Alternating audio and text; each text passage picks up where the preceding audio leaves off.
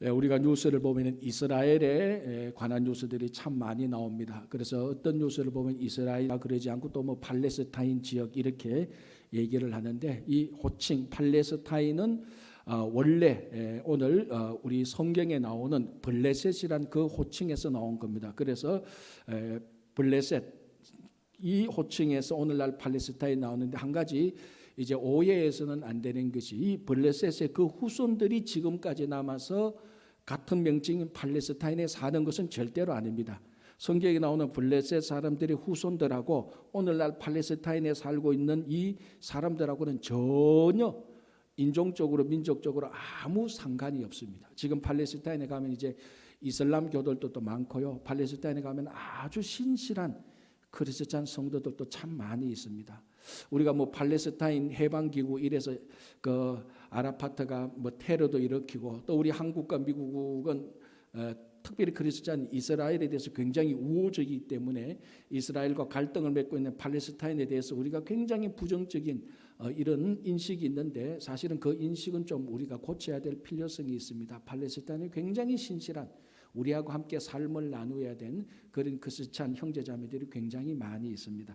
자, 어쨌든 이게 주제가 아니고, 이 팔레스타인의 명칭이 블레셋에서 나왔고, 이 블레셋이 이제 사무엘상 전체에서 이 사무엘 선지자, 사울 왕 다윗, 이 계속해서 가장 이 사람들을 많이 괴롭혔던, 전쟁을 많이 했던 종족이 바로 블레셋입니다. 오늘 또 우리가 함께 나누는 이 사무엘상 4장에도 이제 블레셋과 전쟁이 일어나는, 그래서 1차적으로 이스라엘 백성들이 블레셋과의 전쟁에서 패배했던 그 내용에서부터 시작됩니다. 어떤 연유인지는 모르겠지만 블레셋과 이스라엘이 전쟁을 했습니다. 그런데 이 전쟁에서 이스라엘이 패배를 했고 4,000명이 죽게 됩니다. 자, 오늘 본문 4장은 이제 여기서부터 시작되는데, 4,000명이 죽고 이스라엘이 패배했으니까 이스라엘의 지도자들, 장로들이 함께 모여서 이제 이 일을 수습하기 시작합니다. 수습하면서, 자, 이제 그럼 우리가 패배했다고 물러나고 여기서 포기할 것이 아니고 다시 우리가 블레셋과 전쟁을 해서 우리가 이기자. 그래서 이번에는 우리가 언약궤를 들고 나가서 싸우자, 이렇게 결론을 맺습니다.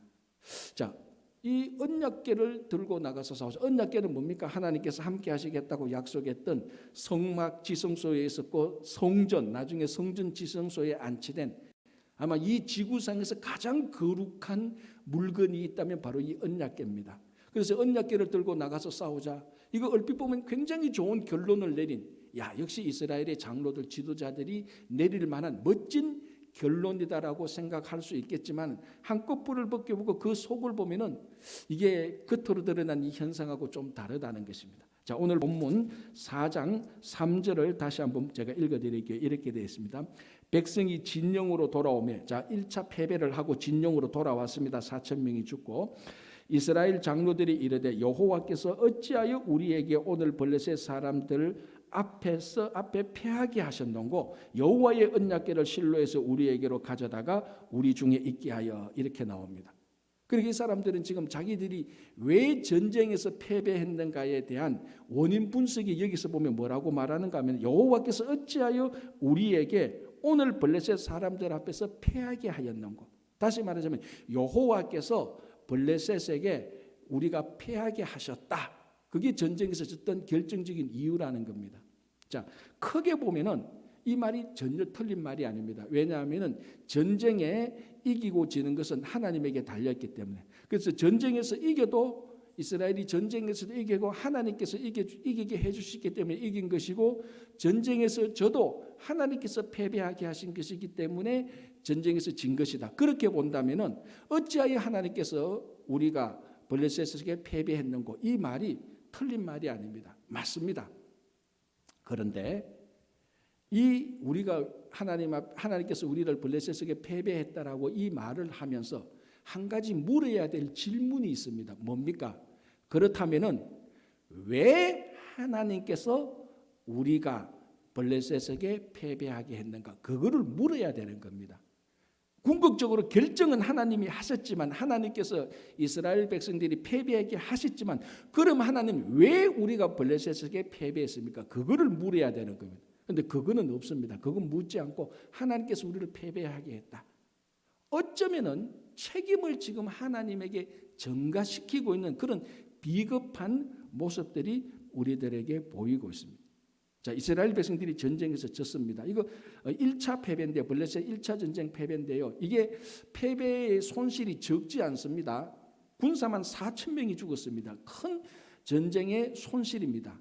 그런데 우리가 지금까지 창세기로부터 쭉 지금 사무엘상 4장까지 이렇게 보면서 특별히 출애굽 그리고 광야 생활 그리고 가나안 정복 많은 전쟁을 했습니다. 이스라엘 백성들이 전쟁을 할 때 어떨 때는 이기고 어떨 때는 졌습니다. 그래서 전쟁에서 졌다면은 자기들이 전쟁에서 지고 난 다음에는 이스라엘 백성들이 정신을 차렸을 때는 죄를 뒤집어쓰고 베옷을 입고 가슴을 치며 한탄을 했습니다.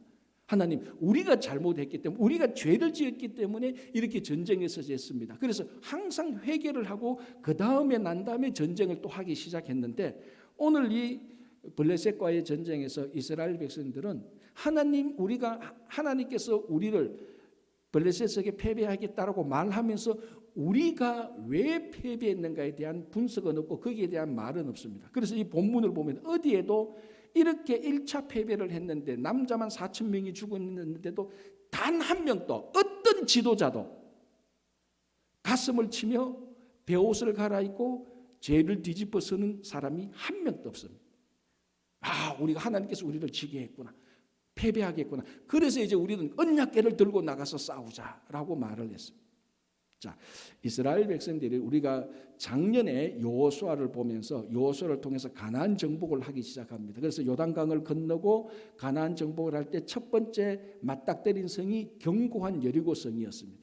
그리고 그 견고한 여리고성을 돌멩이 하나 던지지 않고 폭삭 무너뜨리고 점령을 했습니다. 그리고 난 다음에 2차 전투가 어디로 이어집니까?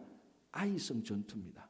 근데 아이성은 진짜 우리나라의 아이처럼 작은 성이에요. 아이처럼 작다고 해서 아이성은 아니에요. 그런데 이게 가티되기 때문에 우리가 알기 쉽습니다. 아이와 같은 진짜 작은 성 아이성이에요. 그래서 여호수아도 아주 가볍게 여겼습니다. 자, 우리가 이 견고한 여리고성을 무너뜨렸는데 저 아이성 하나쯤이야. 야, 몇 명 올라가서 전쟁해. 그래서 올라가서 전쟁했는데 사람들은 많이 죽진 않았습니다. 36명이 죽었다고 말하는데 그 전쟁에서 패배한 기운이 이스라엘 백성들을 완전히 절망 속에 빠뜨려 버렸습니다. 그래서 이스라엘 백성들이 그 전쟁에서 아이성과의 1차 전쟁에서 패배하고 이렇게 말합니다. 자기들의 마음이 녹을 듯 했다라고 말합니다. 그러니까 굉장히 두려웠던 거죠. 그래서 아이성과의 1차 전투에서 패배하고 여호수아와 이스라엘 백성들이 이렇게 자기들이 패배의 원인 분석을 합니다. 그게 여호수아 7장 7절인데요. 제가 읽어드릴게요. 이르되 슬프도소이다. 주 여호와여 어찌하여 이 백성을 인도하여 요단을 건너게 하시고 우리를 아모리 사람의 손에 넘겨 멸망시키려 하셨나이까. 자, 지금 여호수아가 우리를 아이성과의 1차 전투에서 패배하고 말하기를 하나님 우리를 어찌하여 아모리 사람의 손에 넘겨서 멸망하게 하셨나이까. 자, 이렇게 말했습니다. 자, 오늘 사무엘상 4장에서 블레셋과의 전쟁에서 패배하고 난 다음에 이스라엘 지도자들과 사람들이 뭐라고 말합니까? 우리가 어찌하여 블레셋에게 패배했습니까? 같은 맥락의 말을 합니까? 다른 맥락의 말을 합니까? 같은 맥락의 말을 합니다. 하여튼 전쟁에서 지면은 이 사람들은 일단은 하나님 왜 우리를 전쟁에서 지게 합니까? 이것은 전쟁에서 질 때마다 이스라엘 백성들이 전매 특허로 하는 말이에요. 그런데 이 말이 틀린 말은 아니죠. 전쟁에 지고 이기는 것은 하나님의 손에 달렸기 때문에. 그런데 여호수아가 아이성과의 1차 전투에서 하나님 우리를 왜 아모리 손에 넘겨서 우리를 패배하게 했습니까? 이것만 끝나는 게 아니고 바로 그 앞에 7장 6절에 이렇게 되어 있습니다. 제가 읽어드릴게요. 여호수아가 옷을 찢고 이스라엘 장로들과 함께 여호와의 궤 앞에서 땅에 엎드려 머리에 티끌을 뒤집어 쓰고 저물도록 있다가 이르되 슬퍼도소이다. 무슨 장면입니까? 회개하는 장면이죠. 전쟁에서 졌다. 그래서 여호수아가 옷을 찢고 자, 이것은 애통하는 겁니다. 우리가 전쟁에서 죽구나. 가슴을 찢고 이스라엘 장로들 다 오라 그래서 지도자들 다 오라 여호와의 궤 앞에서 땅에 엎드려 머리에 티끌을 뒤집어 쓰고 해저물 때까지 엉엉 웁니다. 하나님, 우리가 잘못했습니다. 하나님, 우리 말하면 우리가 교만했습니다. 저 견고한 여리고성 이겼다고 했는데 이기고 우리가 교만해서 아이성 가볍게 봤다가 우리가 졌습니다. 가슴을 찢고 죄를 뒤집어 쓰고 엉엉 우는 장면이 나옵니다. 그리고 난 다음에 하나님, 어찌하여 우리를 아모리 사람의 손에 넘기려고 합니까? 하나님, 우리가 잘못했습니다. 용서해 주십시오. 그래서 여기는 지금 회개하는 내용이 나오는 겁니다. 그런데 블레셋과의 전쟁에서는 회개가 쏙 빠졌습니다. 그래서 여호수아에게 하나님께서 나타나셔서 너희들이 왜 아이성과의 전투에서 졌는 이유를 말해줍니다. 이유가 뭡니까? 아간의 죄 때문에. 너희들 가운데 아간이 지은 죄가 있어서 그 죄 때문에 망했다고 알려주고, 그래서 여호수아가 이스라엘 모든 사람을 모아서 아간을 잡아내어서 아간과 그 가족을 처단하고 아이성과 2차 전투를 합니다. 이겼습니까? 졌습니까? 이겼지요. 그러니까 1차 전투 패배와 2차 전투 승리 사이에 무엇이 있습니까? 하나님께 회개한 것이 있다고. 전쟁에서 졌다. 우리가 하나님께 회개한다. 우리 잘못했다. 하나님 용서해 주십시오. 그리고 난 다음에 2차 전투를 할 때 하나님께서 이스라엘 백성들이 이기게 하는 겁니다. 자, 오늘 이스라엘 백성들이 블레셋과의 1차 전투에서 졌습니다. 왜 전쟁을 했는지는 모르겠지만 1차 전투에서 졌습니다. 지고 난 다음에 한 명도 이스라엘의 장로 지도자 가운데 단 한 명도 티끌을 뒤집어 쓰고 베옷으로 갈아입고 가슴을 치는 자가 한 명도 없습니다. 하나님께서 우리를 패배하게 했다. 그래서 우리가 언약궤 가지고 가자. 자, 이 2차 전투, 블레셋과 2차 전투 이겼습니까? 지었습니까? 자, 제가 읽어드릴게요. 다시 사무엘상 돌아가겠습니다. 오늘 본문으로 다시 돌아가서 사무엘상 4장 10절을 제가 읽어드릴게요. 자, 이거는 2차 전투 결과입니다. 블레셋 사람들이 쳤더니 이스라엘이 패하여 각기 장막으로 도망하였고 살육이 심히 커서 이스라엘 보병에 엎드려진 자가 3만 명이었습니다. 자, 1차 전투 블레셋과의 전투에서 졌습니다. 4,000명 죽었습니다. 2차 전투 언약궤 가지고 나갔는데 전쟁에서 했는데 더 크게 졌습니다. 3만 명이 죽었습니다. 7.5배나 사람이 죽었습니다. 그런데 본문은 살육이 심히 커서. 왜 이 사람들이 2차 전투에 또 졌습니까? 회개가 빠져 있습니다. 여러분, 우리 성도의 삶은 영적 전쟁입니다.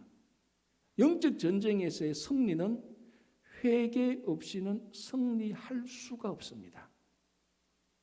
큰 전쟁이든지 작은 전쟁이든지 내가 힘이 없든지 내가 잘났든지 못났든지 그것이 영적 전쟁이고 성도의 삶이라면 반드시 회개가 있어야 그 영적 전쟁은 승리할 수 있고 성도의 삶은 성공적으로 마칠 수가 있습니다. 그래서 2차 전투는 회개하지 않고 그냥 언약궤만 달랑 들고 나간 이스라엘 백성들이 1차보다 7.5배나 박살이 납니다. 3만 명이 죽고 납니다. 자, 그러면 한 가지 질문. 이제 1차 전투 패배, 블레셋과 1차 전투 패배, 2차 전투 패배. 이스라엘 백성들이 이 블레셋 사람들과 3차 전투를 합니까? 안 합니까? 이걸 맞춰야 성경을 잘 아는 겁니다. 합니까? 안 합니까? 합니다. 3차 전투 때 이깁니까? 집니까? 하긴 뭐 전투했는지 안 했는지도 모르는데 뭐 이겼는지 짓는지를 어떻게 알겠어? 이기게 됩니다. 자, 언제 전투를 하죠?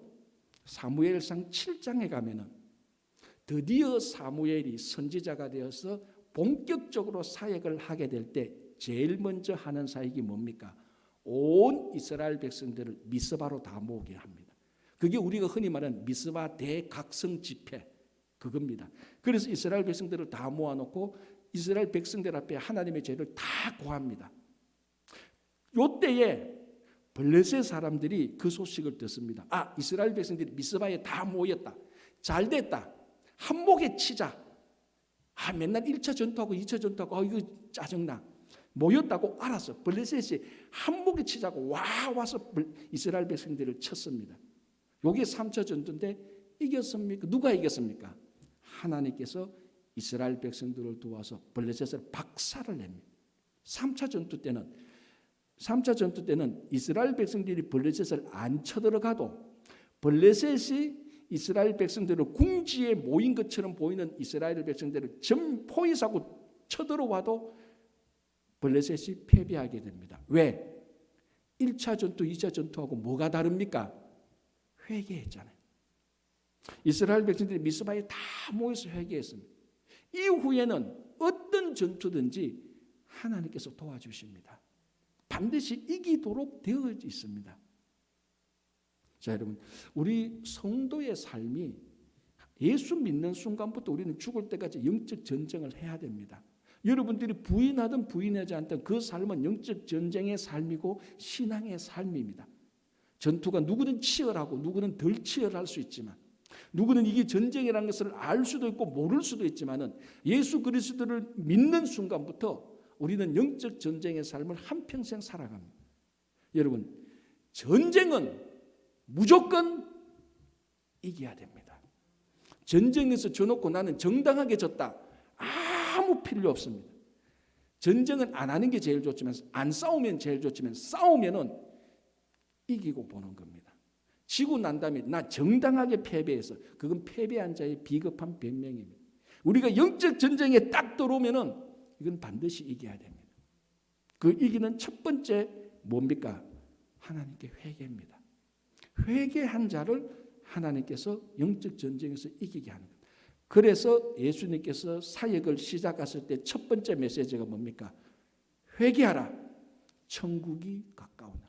이게 예수님의 사역의 첫 번째 선포된 메시지입니다. 회개하라. 이제 하나님의 나라가 오고 하나님의 나라가 오니까 하나님께서 승리하시는데 그 첫 번째 스텝이 회개라는 것입니다. 여러분, 우리 중세 때 마틴 루터가 종교개혁을 시작하지 않습니까? 원래 마틴 루터는요, 종교개혁을 할 만한 인물이 아니에요. 사실은 굉장히 내성적이고, 그 사람은 마틴 루터는 사람들 앞에 나가서 사람들을 끌고 리드하는 그런 스타일이 아닙니다. 그런데 마틴 루터가 중세 기독교를 보니까 너무 타락했잖아요. 야, 이거 우리 이래가 안 되겠다. 그래서 우리가 함께 좀 얘기해보자. 그래서 라틴어로 95개의 중세 시대의 우리가 같이 우리말로 하면은 세미나 할 제목을 95개 써서 비텐베르크 성벽에 1517년 10월 마지막 날에 붙여놨습니다. 그게 우리가 말하는 90 중세 기독교, 중세 가톨릭에 반박하는 95가지 반박문입니다. 이야기 들어봤죠? 이거 라틴어로 썼습니다. 한국말로 쓴 게 아니고. 그 혹시 읽어보셨어요? 아니, 뭐 있는 줄도 모르는데 뭐 어떻게 읽어보겠어요? 성경도 안 읽어보는 판에. 그래서 제가 친절하게 95개를 다 읽어드릴 수는 없고 제일 첫 번째만 읽어드리겠습니다. 그러니까 이 무슨 말인가 다시 정리하면요, 지금 이 시대가 너무 타락했다. 이거 우리가 바꾸어야 된다. 그래, 바꾸기 위해서 이렇게부터 지금 이 타락한 것을 우리 같이 한번 얘기해 보자. 그 첫 번째가 뭔가 하면요, 반박문 첫 번째가 이겁니다.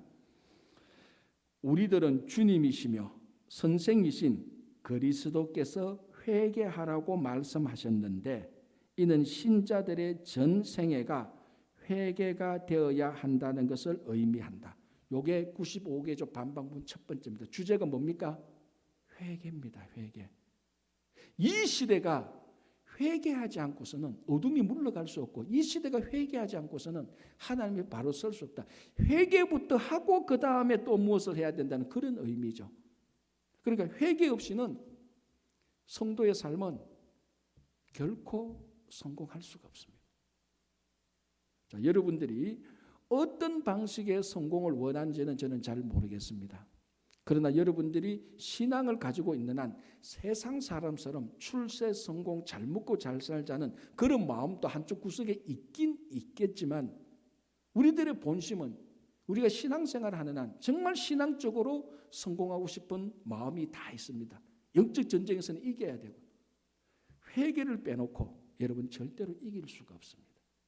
자, 중국의 춘추 전국시대 때 이런 일이 있었습니다. 한 사람이 그 말을 몰고 북쪽으로 갑니다. 그래서 이 선비가 그 북쪽으로 가는 사람한테 물어봅니다. 이보시오. 지금 당신 어디를 가고 있어? 하니까 나는 지금 초나라로 가고 있어라고 말합니다. 이 초나라가 그때 방향으로 보면 남쪽에 있거든요. 남쪽에 있는 초나라를 간다고 말하는 게 말을 몰고 북쪽으로 가는 겁니다. 그래서 이 사람이 말합니다. 아니요 어르신, 초나라는 여기 남쪽에 있는데 북쪽으로 가면서 초나라 못 갑니다. 남쪽으로 가세요. 하니까 그 말 모르는 사람이 걱정하지 말게. 이 말은 중국에서 세계에서 제일 좋은 말이기 때문에 초나라로 갈 것이네. 또 뭡니다. 아니요. 초나라는 남쪽이요. 이쪽으로 가면 초나라가 아니고 다른 곳으로 가요. 하니까 또 말합니다. 걱정하지 말게. 나는 돈이 두둑하게 있네. 어디를 가도 괜찮으니 나는 물질도 많네. 나는 초나라로 갈 것이네. 또 사람이 말합니다. 아니요. 초나라는 남쪽에 있어. 지금 이쪽 북쪽으로 가면 초나라로 가는 게 아니요. 하니까 또 이렇게 말한다. 걱정하지 말게. 내 앞에 이 마부는 중국에서 제일 좋은 마부네. 나는 초나라로 갈 것이네. 질문. 이 사람이 초나라로 갔겠어요? 못 갔겠어요? 못 갔지요. 초나라가 남쪽인데 계속 북쪽으로 가는데 왜 초나라를 어떻게 가겠어요? 그런데 이 사람은 뭐라고 착각합니까? 내가 몰고 있는 말이 제일 좋다. 초나라로 간다. 내가 부리는 마부가 제일 좋은 마부다. 초나라로 간다. 나는 돈이 두둑하다. 초나라로 간다. 여러분, 초나라로 가는 게 돈하고 말하고 마부하고 무슨 상관이 있습니까? 방향을 잡아야죠. 남쪽으로 턴해야 초나라로 가는데 북쪽으로 계속 가면서 돈이 많다, 좋은 말이 있다, 나는 똑똑하다, 나는 주변에 사람들이 많다, 나는 인기가 있다, 권력이 있다, 친분이 높다, 지위가 높다, 백날 떠들어봤자 북쪽으로 가는 나는 초나라로 못 갑니다. 돈도 없고 명예도 없고 권력도 없고 말도 없고 아무것도 없어도 방향을 돌려서 남쪽으로 가면 초나라로 가는 겁니다. 이게 회개입니다. 회개하지 않고 아무리 똑똑하고 아무리 봉사하고 아무리 사회적으로 인정받아도 나는 하나님의 나라를 향하여 간다. 못 가는 겁니다. 이 초나라로 북쪽으로 가면서 말 좋다고 자랑하고 지 마부 좋다고 자랑하고 돈 좋다고 자랑하고 북쪽으로 가면서 초나라로 간다고 말하면서 초나라 못 가는 사람하고 똑같습니다. 방향을 돌려야 됩니다. 회개가 뭡니까? 삶의 방향을 돌리는 겁니다. 그거 없이는 영적 전쟁과 성도의 삶은 결코 성공적으로 끝나지 못합니다. 그래서 오늘 언약궤를 가지고 나가 본들, 회개하지 않는 이 백성들이 언약궤를 가지고 나가 본들 블레셋하고 싸웠는데 1차하고는 비교할 수 없을 정도로 7.5배나 죽은 사람만 해도 7.5배나 더 박살이 나버리는 것입니다. 자, 이제 이 사람들이 언약궤를 가지고 나가는 태도를 한번 보겠습니다. 다시 4장 3절 중간에 보겠습니다. 이렇게 되어 있습니다. 여호와의 언약궤를 실로에서 우리에게로 가져다가 우리 중에 있게 하여 그것으로 우리를 우리 원수들의 손에서 구원하게 하자. 자, 하나님께서 우리를 패배하게 했으니 회개는 전혀 하지 않고 언약궤를 가지고 나가서 싸우자. 그러면 이길 것이다. 그래서 언약궤를 가져옵니다. 언약궤가 지금 어디 있죠? 실로. 왜 실로에 있죠? 실로에 성막이 있으니까. 성막이 실로에 있으니까 성막이 아닌 지성소에 언약궤가 있으니까 그 언약궤를 가져와. 지금 전쟁은 에베네셀 근처에서 전쟁을 하고 있거든요. 그래서 그 실로에 있는 실로 성막에 있는 언약궤를 가지고 와서 에베네셀 근처로 옵니다. 그리고 뭐라고 말합니까? 자, 아주 중요한 말인데 3장 끝부분에 그것으로 우리를 우리 원수들의 손에서 구원하게 하자. 여기서 그것이 뭡니까? 언약궤죠. 언약궤를 가져와. 그리고 이 언약궤로 하여금 우리를 구원하게 하자.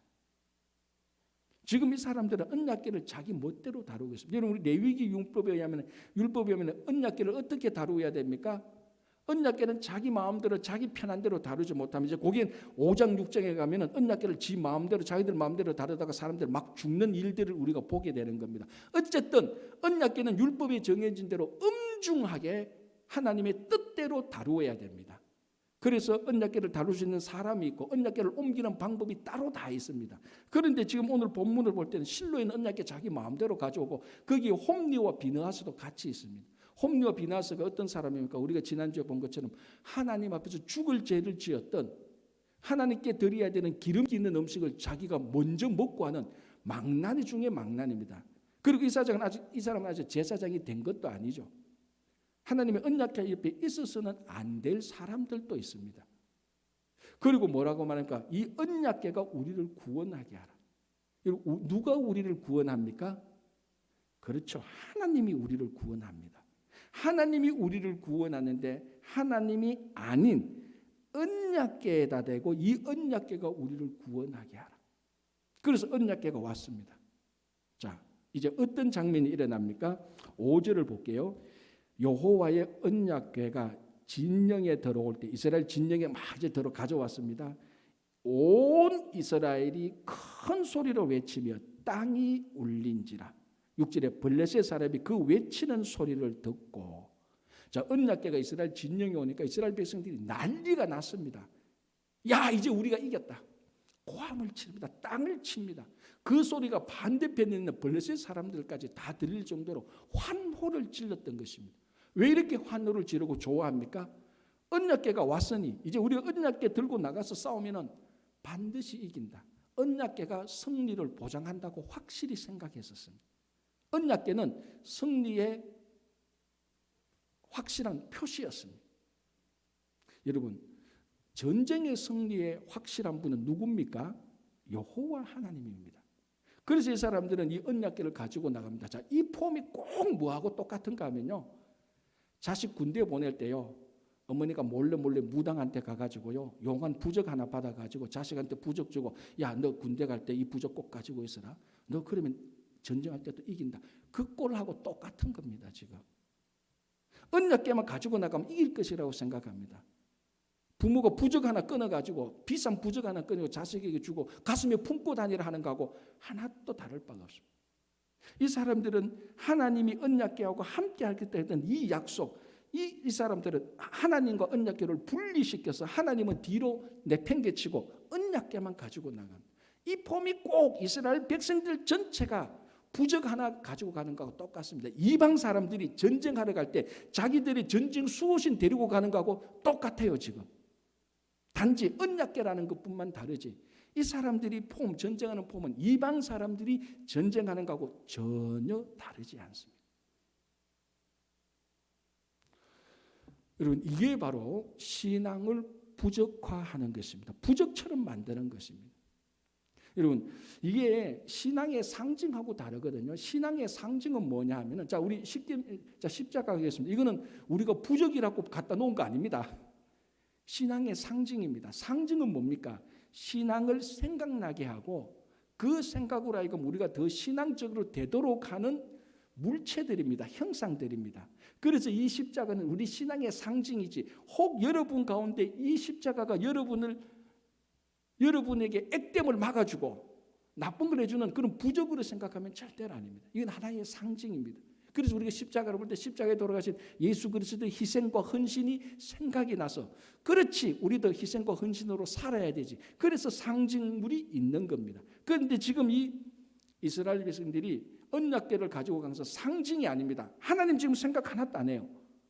부적처럼 들고 나가는 겁니다. 전쟁의 수호천처럼 들고 나가는 겁니다. 뭐하고 비슷한가 하면요, 성경책 늘 들고 다니면서 하나님 말씀 하나도 듣지 않고 순종하는 것하고 똑같습니다. 그래서 이스라엘 백성들은 지금 하나님의 언약궤를 우상 취급하고 있는 것하고 똑같습니다. 제가 가끔 말씀드리는 것 가운데 우리 성도들이 자칫 잘못하면요, 성경을 우상처럼 부적처럼 들고 다닐 수가 있습니다. 아니, 목사님 그런 불경한 소리를 어떻게 합니까? 라고 말했는데 그 불경한 소리가 아니고 바로 이거하고 똑같습니다.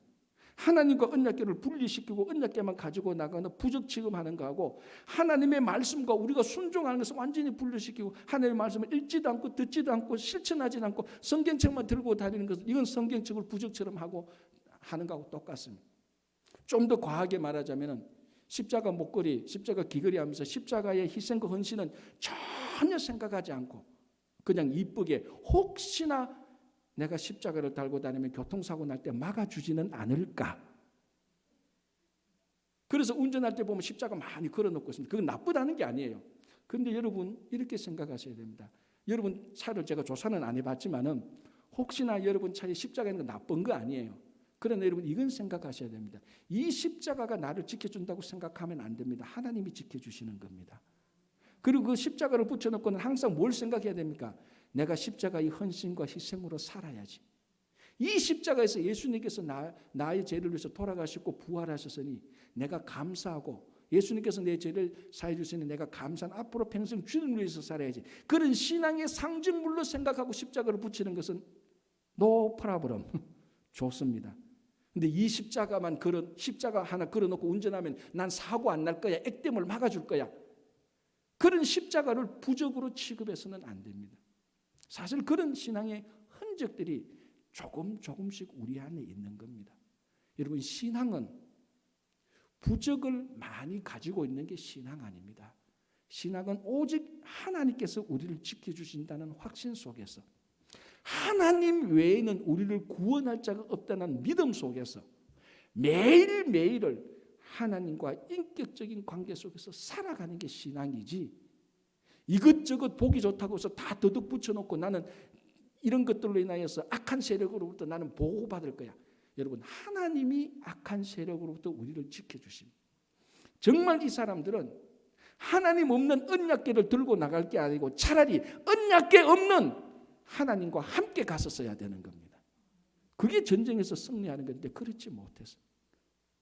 여러분 우리도 매사에 살아갈 때 언약궤 없는 하나님을 선택하십시오. 차라리 하나님 없는 언약궤는 다 던져버리고 그런 건 다 부족하고 마찬가지.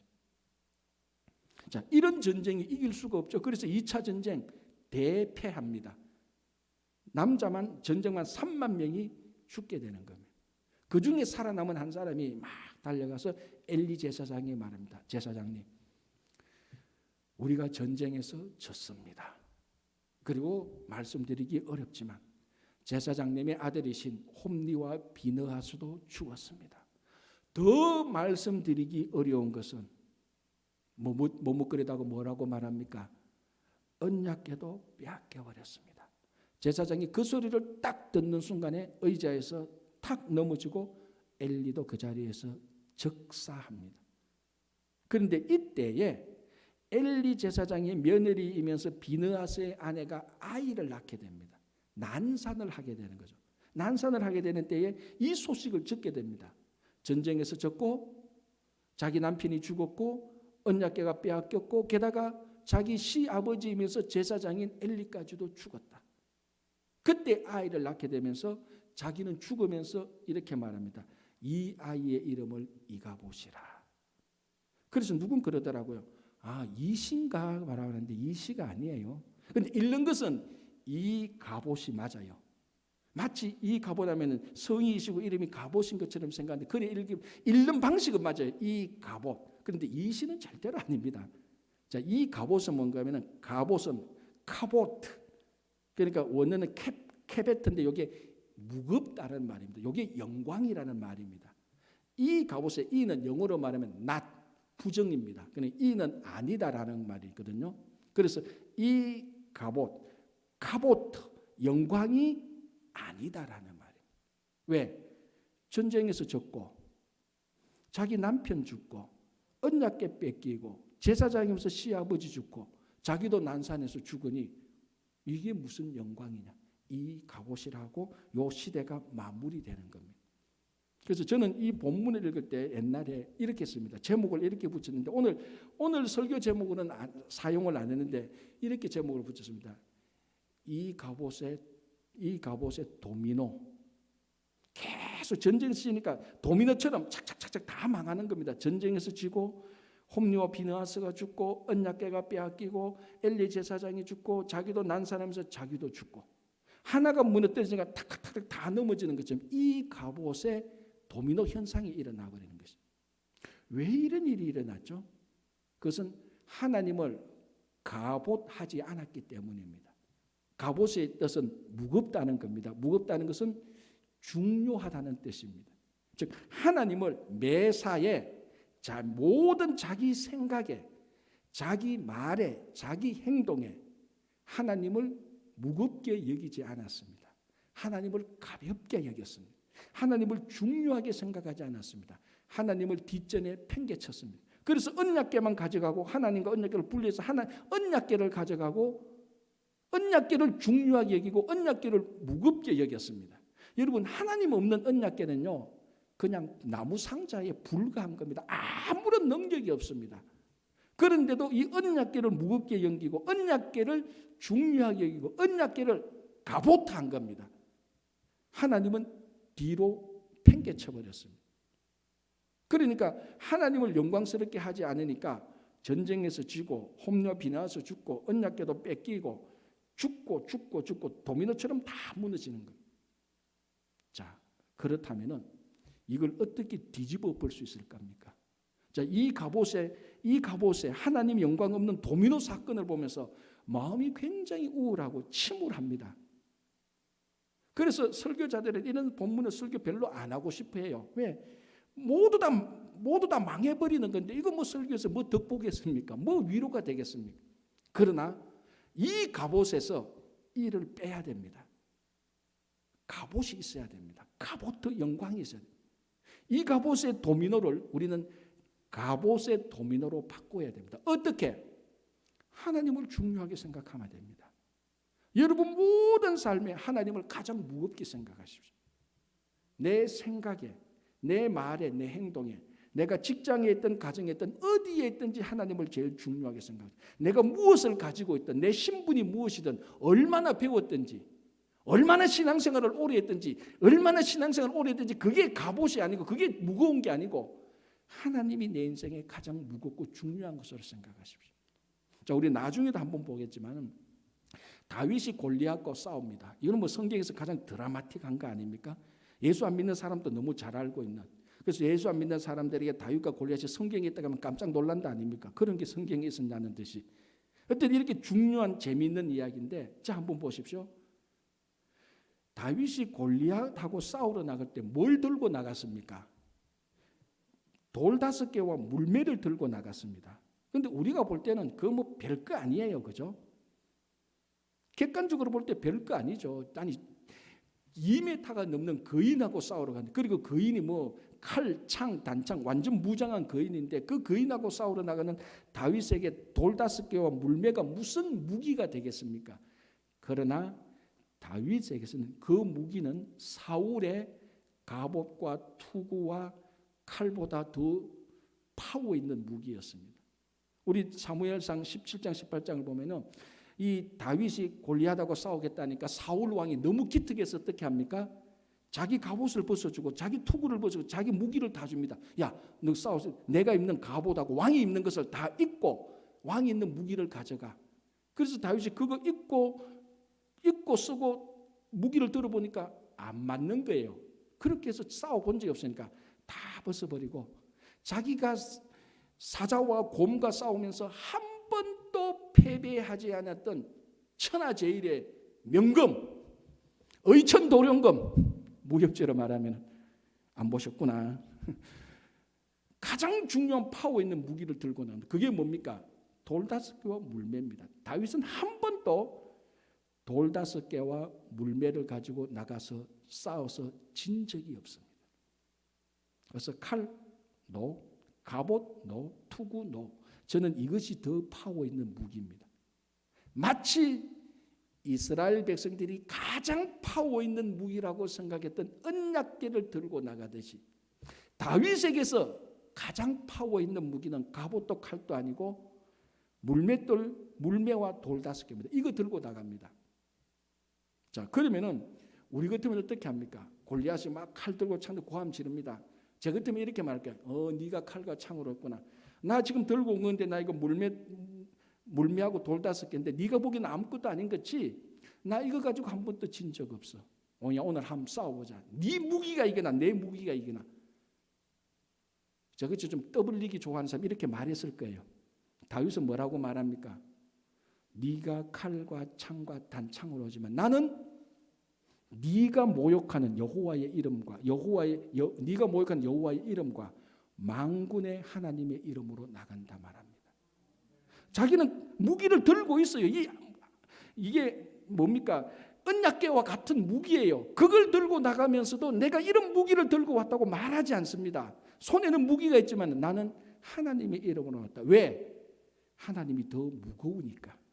하나님이 더 중요하니까. 자기 손에는 자기가 생각하는 최강의 무기를 가지고 있지만 이거 앞세우지 않는 겁니다. 하나님의 이름을 앞세우는, 하나님을 중요하게 생각하고 하나님을 무겁게 생각합니다. 누가 이기겠습니까? 뭐 우리는 뻔하게 다 알지만 하나님을 가보트하는, 하나님을 영광스럽게, 하나님을 중요하게 생각하는 사람의 무기는 무엇이든지 간에, 그 사람의 키가 어떻든지 간에, 몸무게가 어떻든지 간에, 전쟁 훈련이 어떻든지 간에 이 사람은 이기도록 되어 있습니다. 왜 블레셋과 싸워서 2차 전쟁에서 패배합니까? 하나님을 가보트하지 않습니다. 하나님을 중요하게 생각하지 않습니다. 하나님과 불리신 언약궤, 마치 부적과 같은 그것을 중요하게 생각합니다.